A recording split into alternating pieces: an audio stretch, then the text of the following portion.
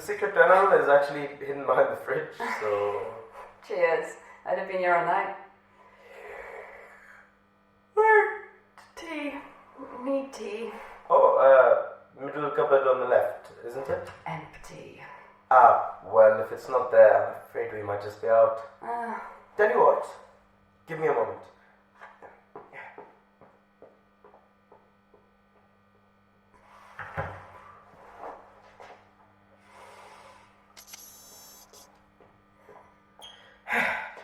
Here you go. Oh, you stunner! Where'd you find that? I've learned that keeping my fancy sound in the break room cupboards is a quick way to lose it. What? Oh, no, you don't have to. It's all good, really. Celia, take the tea bag. Have more. Thanks. I owe you. No, it's, Hey, what do you maybe want to go out and grab a cup with me sometime? Of tea, or coffee. Breakfast? Or not, I mean, you don't have to, obviously. Just a thought. Not like in exchange for a tea bag or anything. I just meant that... No, I'd love to. It's just... You're busy. No. Well, actually, yes, sort of. But it's not like that. It's complicated. I would need to sort some stuff out first. Water your dog, walk your pot plant, that kind of thing? Something like that. Well, hey, no worries. I totally understand. You let me know if you maybe manage to get some time and... Saturday? 6? Under the clock at Leicester Square? That work? We'll go for dinner. Well, breakfast. You know what I mean. Oh, yeah. Yeah, that works. Cool. Cool. See you later. Yeah, see you. Oh, sorry, Alice. Didn't see you there. What? What? Just get it over with. I'm sure I don't know what you're talking about. Fine. I was just wondering, though. Okay. That is to say, ever so sorry to be a bother, but what if you and I were to perhaps, if it's not too much trouble, maybe go to purchase a cup of liquid? You know, it's rude to eavesdrop. You know, it's rude to have absolutely no game. Christ, all these years and you still ask people out like a baby foal learning to tap dance. Look, it worked, didn't it? Maybe. Then again, maybe she's in the office right now, packing her bags, burning off her fingerprints, and booking a one-way flight to Costa Rica. Hard to tell. You're just jealous. Oh, yeah. Can't believe I'm missing out on all of this. Devastating. Listen, Alice. Thanks. For what? For coming with me to the Institute, even though you knew it was going to be a waste of time. And money? And money, yeah. Well, don't worry about it. It wasn't that bad. Really? No, it was awful. I'm just lying to you because I'm considerate like that. Well, either way, I've been thinking on it since we came back, and I reckon you were right. I think I'm done with Magnus stuff. Oh, yeah? Yeah? Why? So you're telling me that if I had a case full of emails with the title Magnus Institute re Samama Khalid Massive Conspiracy, you wouldn't be tempted? No. Cool. You don't though, do you? That was just like a joke, right? Come on. For now, let's just focus on getting you as jaded and apathetic as possible. I'm sure Celia will love that. Yeah, well, we don't always get what we want, do we?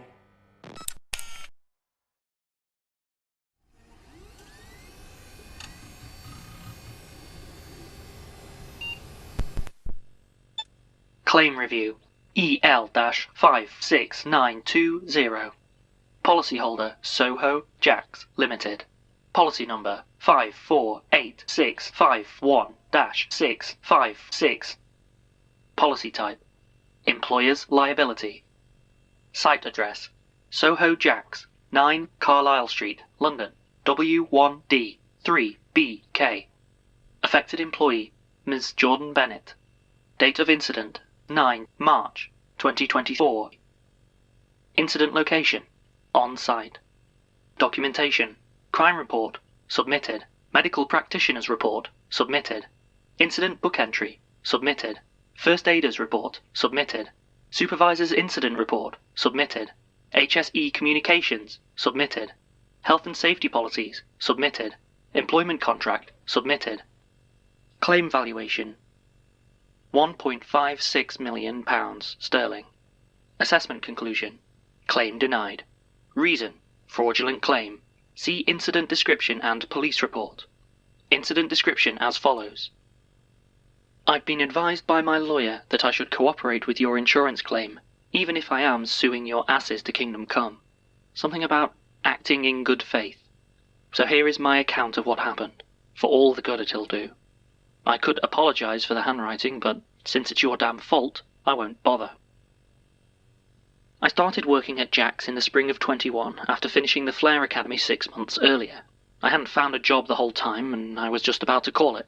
Go back to flipping burgers when Jack's replied. Got an interview straight away, bossed the demo, and somehow found myself tending at the Soho Gentlemen's Club.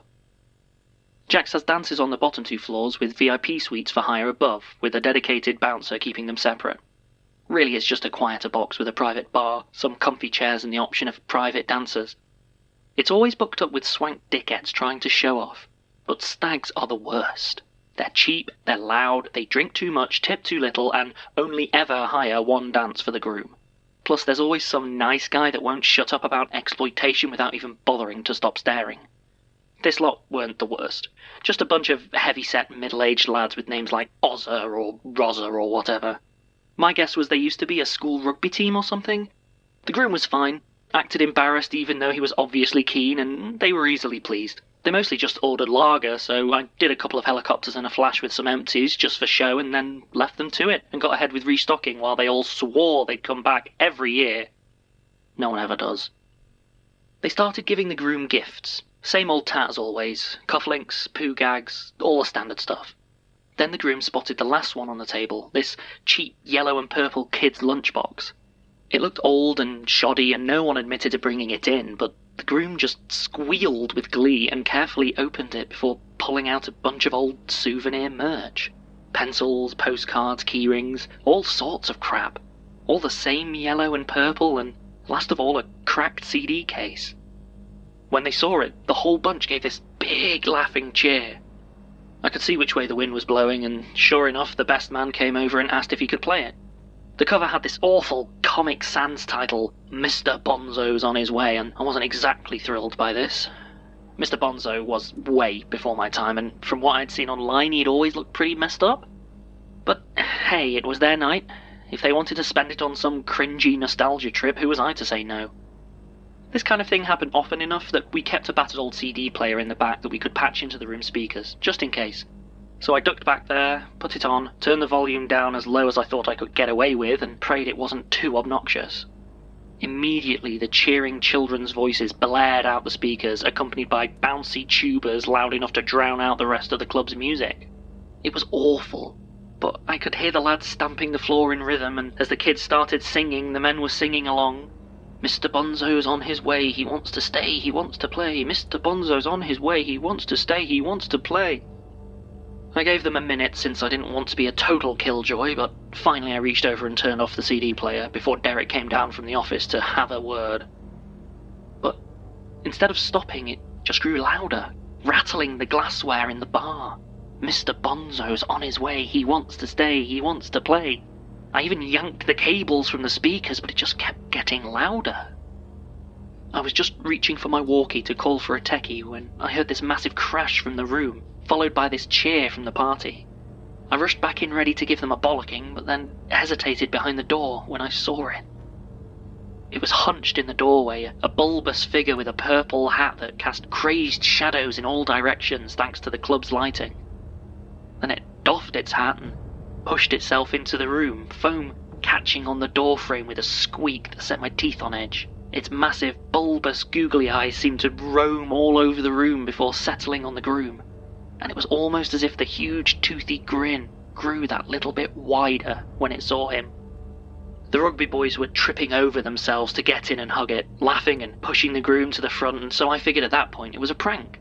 Again, none of them took credit for it, and there was a moment of genuine hesitation until one of them yelled out, "It's your lap dance, Baz," and they all fell about laughing. I know you'll think I should have seen the funny side of it. After all, they weren't a bad bunch, but I was pissed. Not at them, they didn't know any better, but at Joey the doorman. Derek had already ripped him a new one after he ducked out for a smoke and left me alone with punters.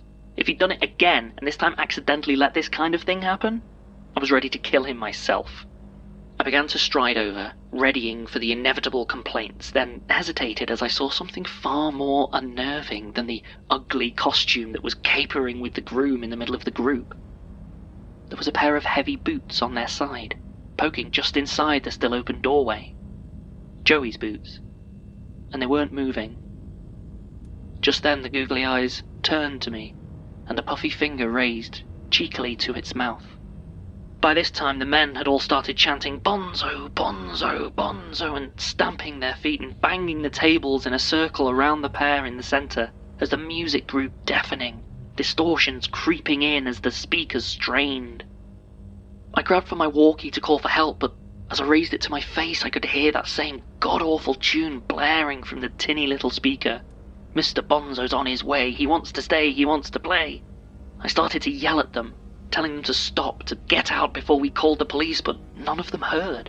They were still focused on the thing as it took the groom by the arms and began to spin him around faster and faster. The watching men were falling over one another in hysterics as it drew itself up to its full height, a full head taller than the largest of them, and, still spinning, suddenly ripped the groom's arms from their sockets with the grisly snap of bone, tendon, and muscle. I remember they were still laughing as the groom began to scream, blood flooding out of his shoulders in gouts. It was only when I screamed with him that they realised what was happening. They began screaming themselves as Mr. Bonzo plunged its oversized hand into the groom's mouth, his teeth unable to penetrate its sweaty hide. The other hand closed over his face, stubby fingers pressing into his eyes and smothering his nose. Then the two hands jerked apart, unfolding the groom's head with another flowering explosion of blood. The men began to roar, some in rage but most in terror. A few of the bigger guys picked up chairs or bottles and began to beat and slash at the thing. It didn't seem to notice, its bulbous bloodshot eyes staying fixed on the groom's body as it raised it overhead. One slash from a broken bottle burst one of the spots on its body, releasing a stream of thick, viscous liquid sloughing out from inside, some vile mixture of putrid water, rotten foam and rancid meat.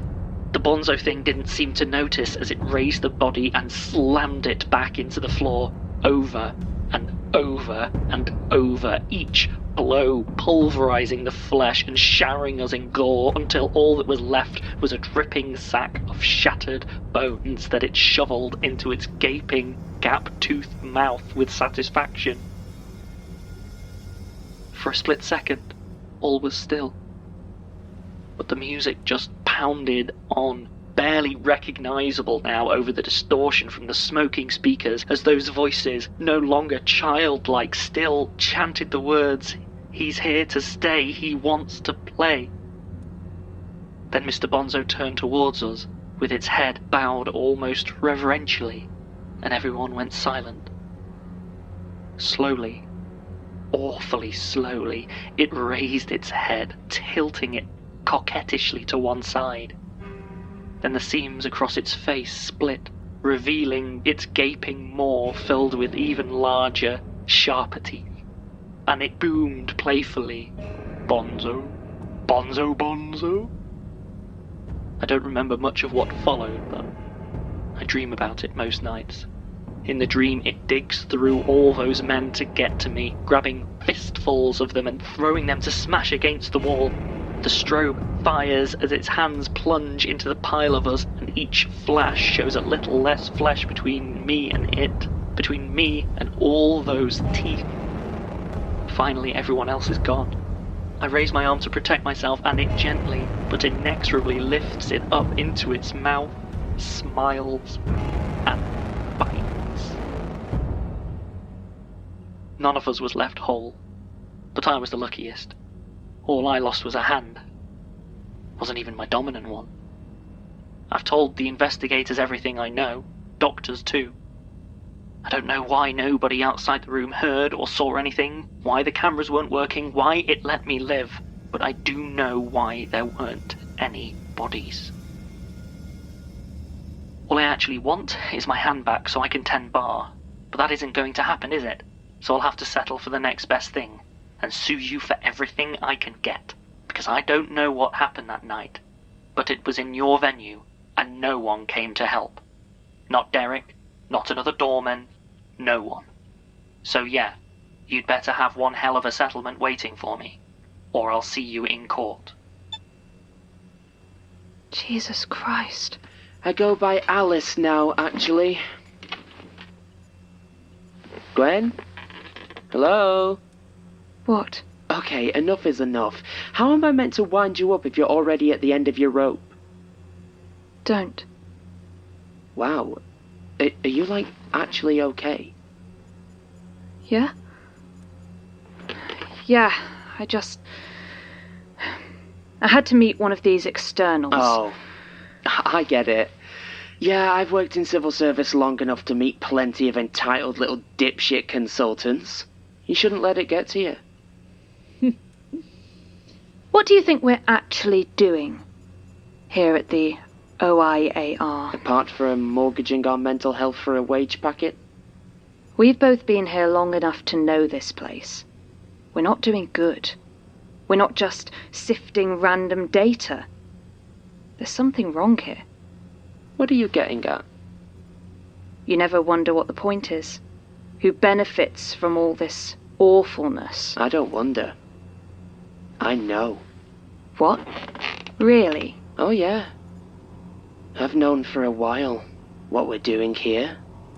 It's all part of a grand plan to satisfy one of the most unspeakable evils known to mankind. The UK government. Thanks, Alice. Utterly useless as always. Anytime.